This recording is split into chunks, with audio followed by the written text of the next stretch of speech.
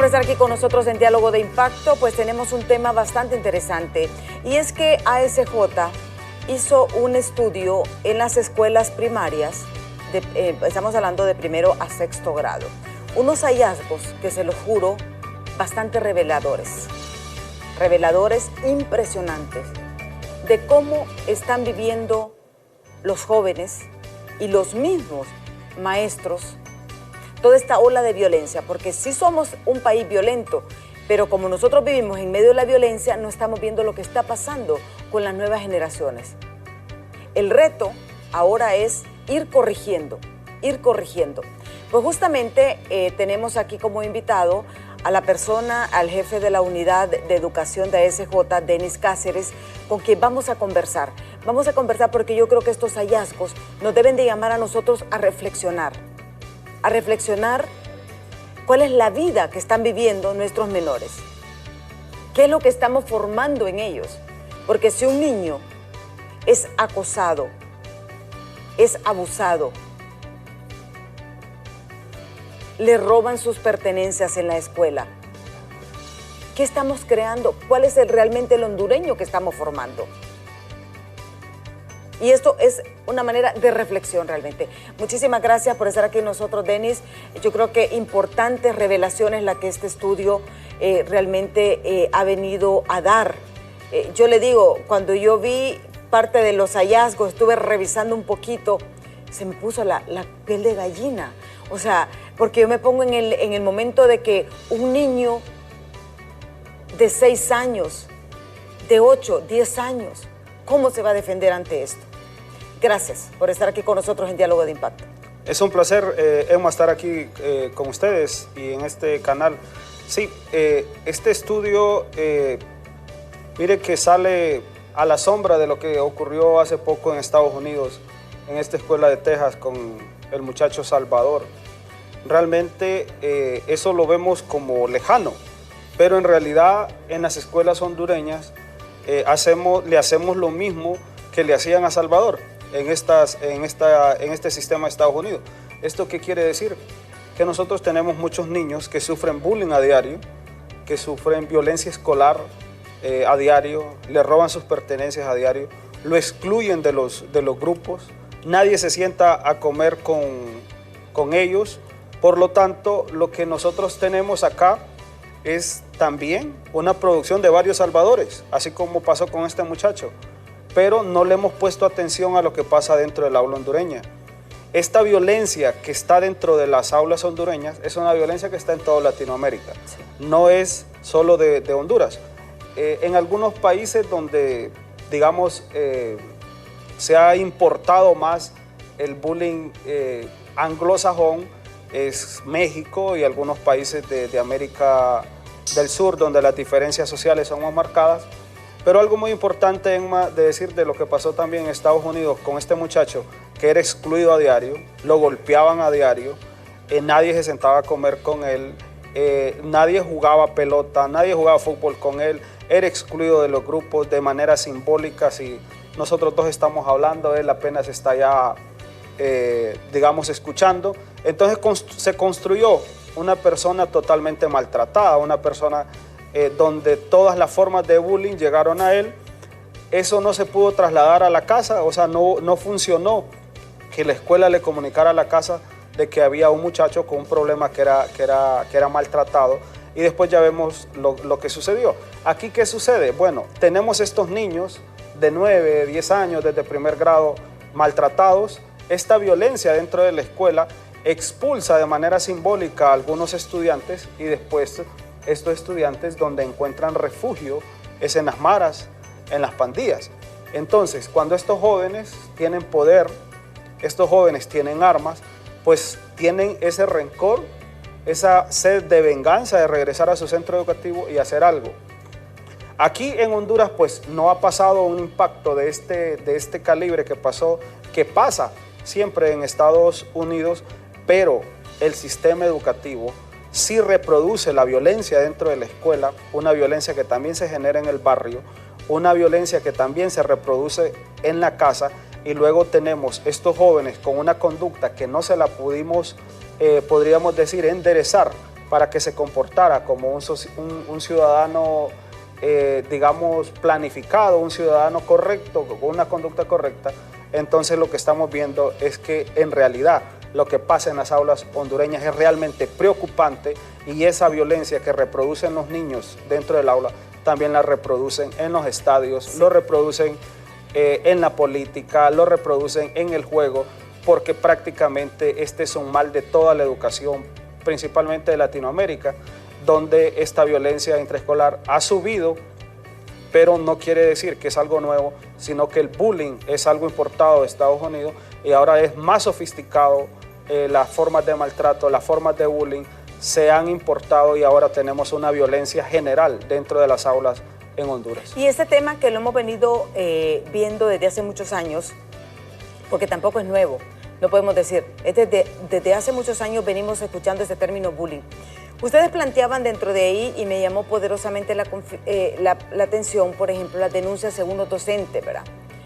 El docente realmente, aquí tenemos que dice que el 63% de los docentes indican que si interponen una denuncia tienen desconfianza en la atención y el resultado, a nivel de docente, ¿verdad?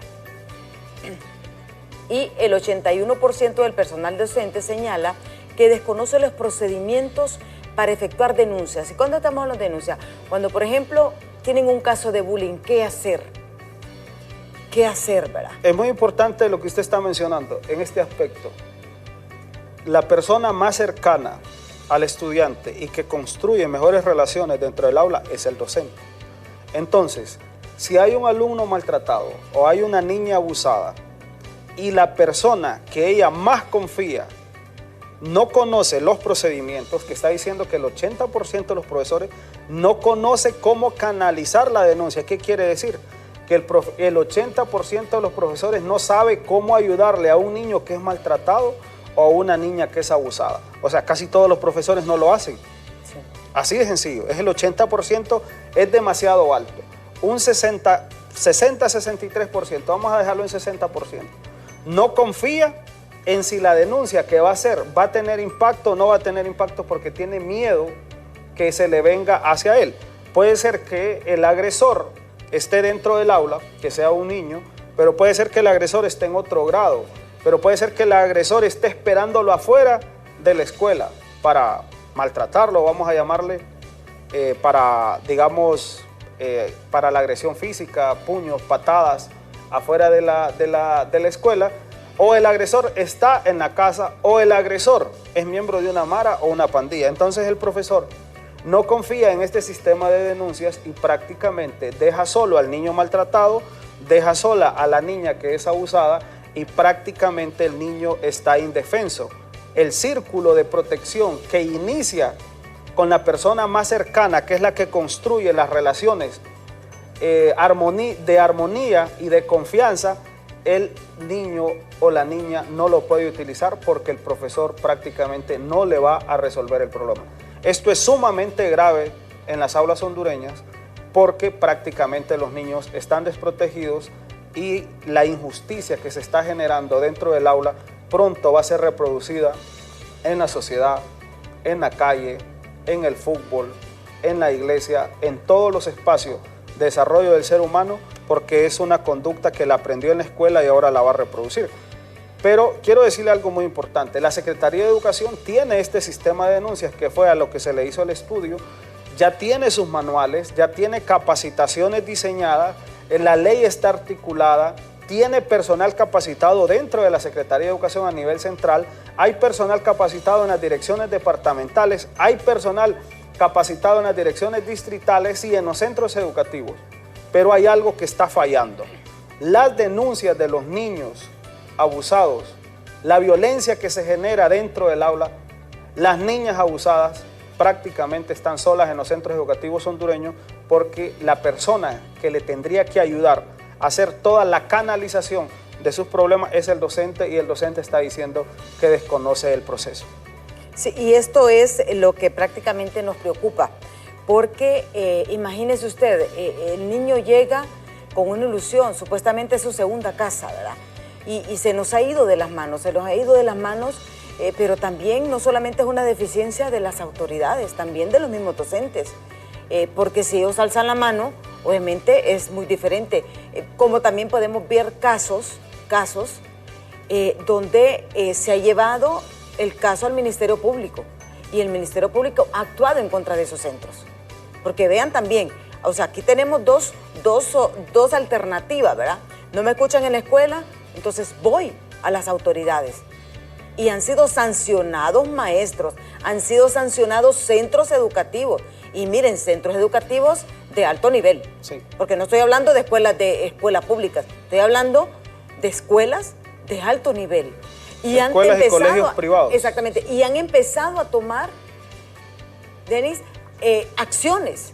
Porque hemos visto que ya prohíben que, por ejemplo, ostentaciones, que lleven ciertos lujos, han ido ir reduciendo, teniendo un control, ¿verdad? Porque mire, el niño que no tiene recursos sufre de ver el que tiene recursos.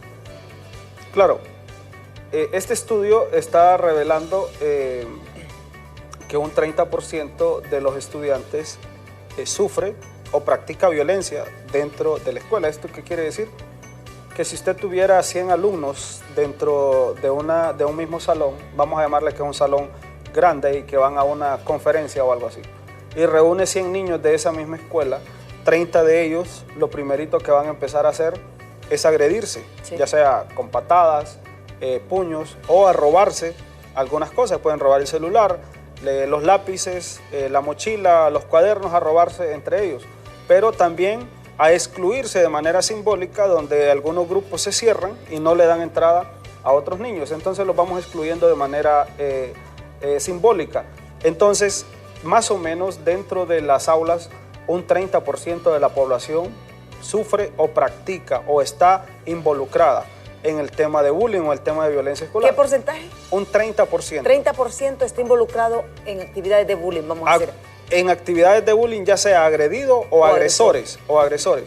Y lo más común es la violencia entre ellos, o sea, el tema de agresión física, el tema de los robos, y también algunos estudiantes mencionan que son tocados sin su consentimiento. Quizás a esta edad no se puede, tener un concepto claro sobre qué es que entre ellos mismos no se puedan tocar, hasta dónde llegan los límites de aceptación de un niño hacia otro niño. Por eso es importante las campañas de capacitación, las campañas masivas de las instituciones no gubernamentales que son expertas en este tema. Visión Mundial es experto en el tema de bullying, ASJ es experto en el tema de abuso sexual infantil. Plan internacional también. Plan internacional. Estas instituciones deberían de estar colaborando con la Secretaría de Educación para capacitar docentes, capacitar a los mismos niños. Hace 2 semanas... ¿Usted cree que estos temas se deben incorporar ya dentro de la currícula? Las actividades de prevención, porque yo siento de que, aunque sea como una actividad extracurricular, porque siento de que vemos el problema, pero no hacemos nada realmente por superarlo. Sí hay programas dentro de las escuelas para prevenir el bullying, sí hay acciones, sí se ha capacitado a docentes. Lo que pasa aquí en el país es que usted monta una campaña, diseña los materiales, pero luego hay un cambio de autoridades, hay un cambio de director, un cambio de distrital y otra vez empezamos de cero. Eso no solo es no hay una secuencia, podemos decir. Sí, pero... No hay un seguimiento. Sí, pero más de alguna vez los profesores han sido capacitados en este tipo de temas, porque sí la Secretaría de Educación lo ha hecho. El problema es darle seguimiento, pero algo muy importante, este tipo de temas son políticas de Estado, no antojadizas de la persona que está en el gobierno.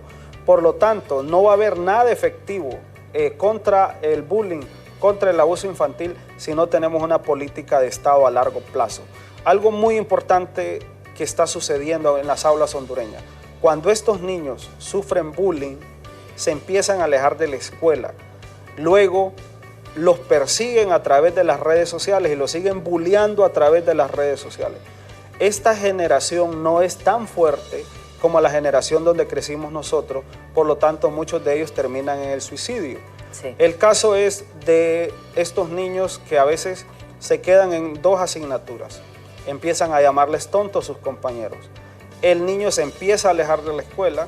Los padres de familia no se dan cuenta que está siendo bulleado por un tema tan común que es haber perdido 2 asignaturas. A todo el mundo lo han aplazado. Sí, entonces por estar aplazado cae en depresión.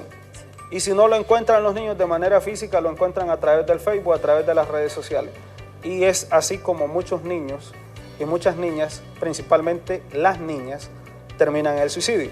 Siempre hay una tendencia que se suicidan aquí en Latinoamérica, más las niñas que los niños. Es algo que todavía yo no tengo una explicación. Pero en otros países la violencia dentro de las escuelas es menor, como los países como Japón, Corea, donde hay más control de los padres, hay más control de la disciplina, pero los niños dicen que son menos felices en esas escuelas y las tasas de suicidio son altísimas. Sí. En Japón, en Corea, en China. Y acá lo que nos muestran los estudios internacionales como PISA, la UNESCO, es que los niños, a pesar de la violencia que están viviendo en las escuelas, dicen que son felices dentro de la escuela, que el espacio más seguro para ellos sigue siendo la escuela y la tasa de suicidios es más baja. Entonces es algo complejo lo que pasa en el sector educativo, porque parece que es una cuestión cultural también, ¿verdad? Cultural. Que es diferente. Estos niños que no son muy felices, pues no tienen tanta violencia en la escuela, pero tienen altas tasas de suicidio. Y acá los niños dicen que se sienten bien a pesar que su escuela esté rodeado en un barrio, se encuentra en un barrio de los más violentos del país. Aún así, los estudiantes dicen que se sienten seguros dentro de la escuela, que son felices con su vida, pero la violencia de la escuela es brutal, es dentro del aula, es en el juego, es en el recreo, a la hora de comer, a la hora de salida, a la hora de llegar a la casa. Es una violencia generalizada la que viven los niños y las niñas. Y la verdad es que al final lo que estamos viviendo es lo que nosotros mismos hemos cosechado. Nosotros hemos hecho la violencia como parte de nuestra cultura y hay que ser realista. Mire, aquí sentimos más lástima por un perrito agredido que por un ser humano. Y esa es la verdad. O sea, hemos llegado, y no es que quiero menospreciar, yo soy pet lover, ¿verdad? Pero se lo juro, que a veces indigna eso. Mire, tenemos ahí ahorita a nuestro compañero Walter Pérez, justamente sobre este tema, con un dirigente magisterial, porque yo creo que es muy importante conocer los diferentes puntos de vista. Vamos contigo, Walter.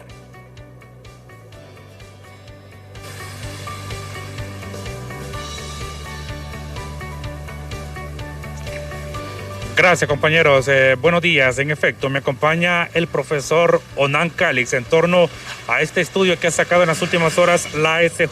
Profesor, un 30% de violencia escolar se está reportando en los centros educativos del país. ¿Cómo analizar este escenario? Sabemos que el bullying prácticamente es como una enfermedad a nivel mundial. Buenos días, profesor. Muchísimas gracias. Buenos días, licenciado Walter. Gracias al pueblo hondureño de estar pendiente de BTV.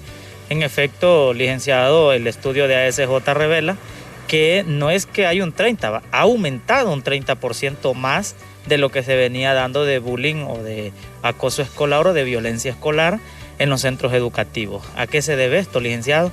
Venimos de una pandemia. Los niños y las niñas han estado viendo violencia en el hogar. Esa violencia la han trasladado al centro educativo. Yo creo que aquí es urgente, es necesario que en cada centro educativo tiene que existir un consejero o un orientador o un psicólogo en este caso. ¿Por qué, licenciado? Porque eso es lo único que nos va a venir a ayudar para poder disminuir estos grandes índices de violencia escolar. Y lo lamentable de todo esto, profesor, es que esto ha sido también el detonante del suicidio de muchos jóvenes, de muchos niños que toman esta decisión de quitarse la vida y no le cuentan a los padres. Es correcto, licenciado Walter. Mire, cuando un niño sufre violencia escolar, el centro educativo es el lugar de liberación. Hablo de liberación en el buen sentido de la palabra, donde el niño va a aprender, donde el niño va a jugar, donde el niño se va a interrelacionar. Cuando se sufre violencia en el hogar y se sufre violencia en el centro educativo, no le queda otro camino al niño que esto. Por eso es que es urgente, o el niño no encuentra otro camino. Por eso es urgente que en los centros educativos deben de haber psicólogos. Yo le hago un llamado al profesor responda, que él es docente y sabe de estos temas, para que de manera inmediata busquemos los acercamientos con la Universidad Nacional Autónoma de Honduras y que se nos puedan brindar psicólogos en los centros educativos. En este caso, profesor, ¿cómo logran captar ustedes estos escenarios de los jóvenes, ya que muchos tienden como a esconderlo para que su círculo no se dé cuenta? Es correcto, y ese es un problema. Por eso es urgente el psicólogo, y lo repito, en el centro educativo, porque el psicólogo le saca la información al niño. Ellos tienen, para eso estudian, para poder sacar la información al niño, porque ¿qué sucede? No se lo cuenta al papá porque lo va a regañar. No le cuenta al profesor porque lo va a regañar. No le cuenta al amigo porque lo va a regañar. Entonces, por eso es urgente que tengamos este tipo de profesionales en los centros educativos para poder tratar de manera profesional este tema. Esto ha sido de años ya este tema. Es correcto, licenciado. Bueno, el bullying se ha venido desde que se iniciaron los centros educativos, ¿verdad? Y no solo en los centros educativos, y también se da en los círculos familiares. Pero se ha aumentado en los últimos tiempos debido al estrés que vivimos los seres humanos en nuestros hogares. Muchas gracias. Muy claro el profesor Onan Calix en torno a este tema de violencia escolar o bullying, como mejor se conoce, lamentando estos escenarios, y de igual forma, como lo puntualiza el profesor, es necesario simplemente esta área de la psicología, profesor, para que se puedan tratar estos jóvenes y evitar que más niños, jóvenes, pues decidan quitarse la vida producto de esta acción que están viviendo. Es lo que les podemos informar, compañeros, con ustedes. Interesante planteamiento. Tenemos que ir a una pausa. Cuando regresemos vamos a abordar con nuestro invitado este tema, porque considero que es un punto importante. No solamente un psicólogo, también un médico. Yo creo que cada centro educativo en Honduras debería tener un médico y un psicólogo. Y no sé qué más nos puede sugerir nuestro invitado, pero eso después de pausa. No nos cambie, que en breve regresamos.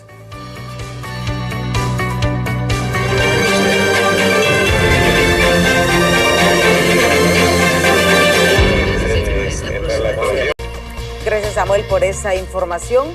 Así que usted que nos sintoniza a través de las radios, también de la Acción FM, pues les decimos, no utilicen esta vía. Hay que buscar rutas alternas. Yo sé que es un poco complicado en La Lima, pero tendría que dar una gran vuelta ahí por salir por San Manuel Cortés para poder salir a la parte de abajo de Vía Nueva. Pero eviten esta ruta porque no hay paso ni de ida ni de venida para accesar a La Lima. Lamentable, todos los días protestas. Ojalá pues que lleguemos un día en que no hayan protestas en el país. Seguimos con nuestro tema, y yo creo que este tema es muy importante. Tal vez nos pueden colocar algunos, continuar con la presentación, porque hay datos también reveladores. Y aquí hablábamos de la siguiente.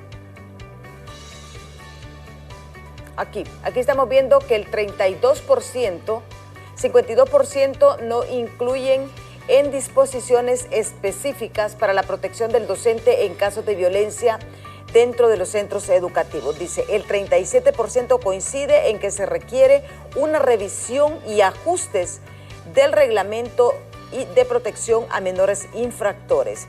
Por su parte, el 12% exterioriza que se ha perdido el respeto a la labor docente, tanto de estudiantes como de padres de familia. 40% de los participantes expresan inseguridad, temor, riesgo debido a las jornadas de centros en zonas de alto riesgo, presencia de maras y extorsión. Lo que usted más o menos nos venía adelantando un poquito. Sí. Es importante estos datos, no necesariamente para salvar al profesor, pero sí, estamos en este caso, tenemos que ponernos del lado del profesor, porque en realidad el profesor muchas denuncias no las hace porque tiene miedo. Imaginémonos en un caso que el agresor es miembro de una mara, una pandilla, que la niña abusada es por un miembro de una mara, una pandilla. El profesor tiene toda la seguridad que va a ser protegida su identidad cuando haga el proceso de denuncia. El profesor no está confiando en que su vida va a ser protegida si hace una denuncia. Exactamente. Entonces, ¿es la vida del profesor o la vida del niño? Esto es tan complejo lo que está pasando porque prácticamente hemos dejado sola la escuela, dejamos solo el profesor. El profesor dice que este sistema necesita ajustes, dice que las disposiciones no están claras, que tiene temor de si hace la denuncia, pero hay algo que debemos hacer la relación.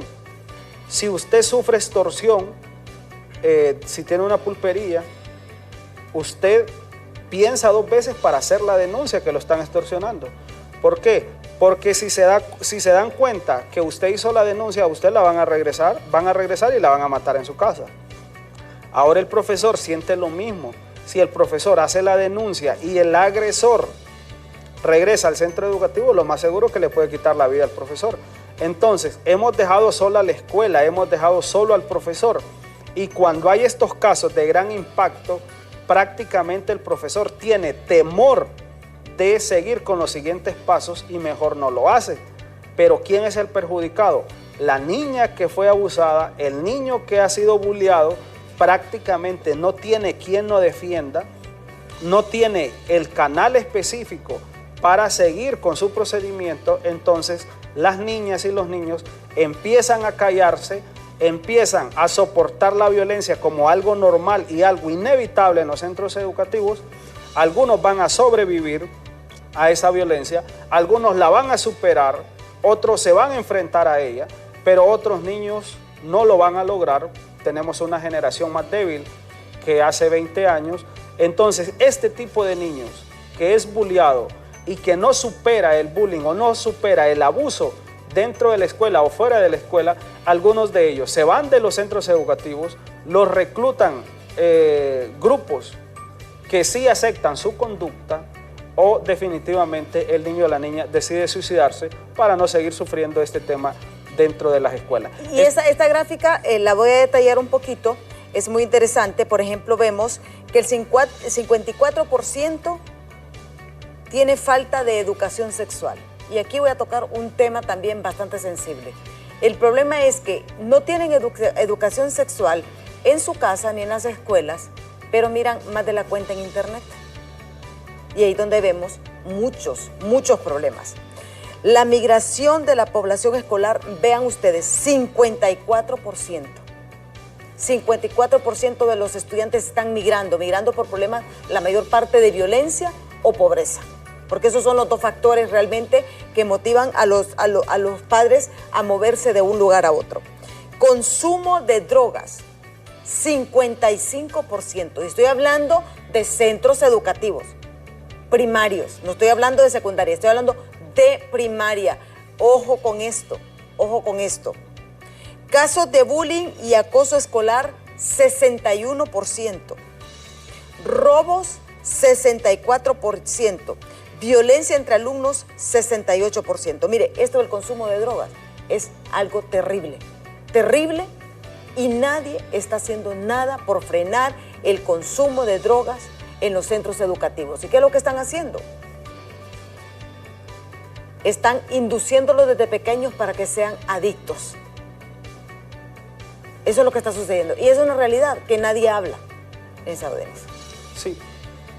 Lo que nosotros podemos ver acá con esta investigación que se hizo desde ASJ es que la violencia, el tema del robo, el bullying, el abuso sexual, las familias desintegradas, la intención de emigrar, más del 60% de los niños está diciendo que va a migrar. Ya en 3er o 4º grado ya están mencionando que se van a ir del país. Eso apenas de 10, 11 años ya su proyecto es irse del país. En más del 60% está indicando que lo mejor es irse del país. Entonces lo que nosotros vemos es que realmente el sistema educativo prácticamente no está haciendo el propósito por el cual uno va a la escuela, y si uno va a la escuela es para aprender una conducta social, el famoso método de socialización, el método de cómo convivir con otra persona que piensa diferente, arreglar las cosas o las diferencias dialogando. Entonces estamos viendo que la escuela nos está fallando. Sin embargo, creo que hay fortalezas dentro de la Secretaría de Educación. Tiene personal, sí. Tiene los materiales, las capacitaciones. Mire, me encantó escuchar, por ejemplo, al dirigente magisterial, que es un planteamiento que viene desde hace muchos años. El hecho de que exista un médico y un psicólogo en cada centro educativo. Mire, es una buena propuesta de ONAM. es una buena propuesta. Pero vamos a ver, usted tiene unos 20.000 planteles educativos. O sea, no puede tener 20.000 psicólogos, eso no, es imposible. Tiene 60.000 profesores, unos 22.000 planteles sumando los privados. Hay unos 21.000 que son oficiales. No puede tener un psicólogo en cada centro y no puede tener un médico en cada centro, pero sí puede tenerlos como brigadas. Entonces, que en el distrito haya un médico, haya un psicólogo y que visiten las escuelas. Por ejemplo, una vez a la semana una escuela.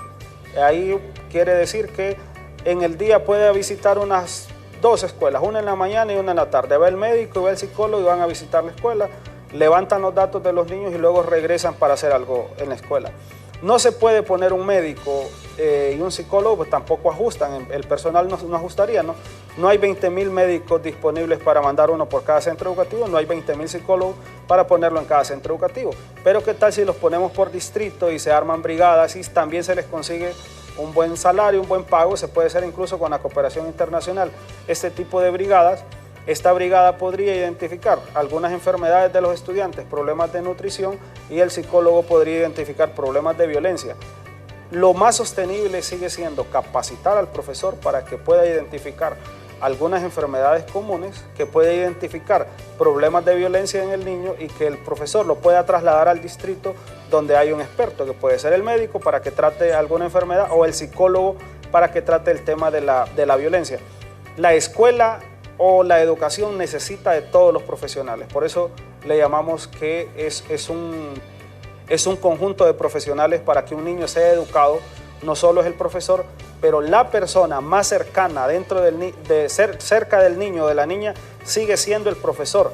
La persona más capacitada que debería estar en los centros educativos debería ser el profesor, porque el profesor es el que le puede ayudar de manera inmediata a un niño o una niña que ha sido abusada y luego posteriormente trasladarlo a los expertos como los psicólogos, los orientadores o algún fiscal que exista en la comunidad para que pueda resolver este tipo de casos graves que el profesor no puede resolver ni debería resolverlo. Voy a finalizar esta parte diciendo que esta violencia que se genera dentro de las escuelas también es una violencia que se genera fuera de la escuela, en la comunidad. En el mismo hogar a veces. En el mismo hogar. Hemos validado de que la violencia es algo normal. El retorno a clases presenciales era algo que se pedía a gritos en el mundo y aquí en Honduras, porque hay más violencia en la casa que en la escuela. El niño percibe que está más seguro en la escuela que en la casa.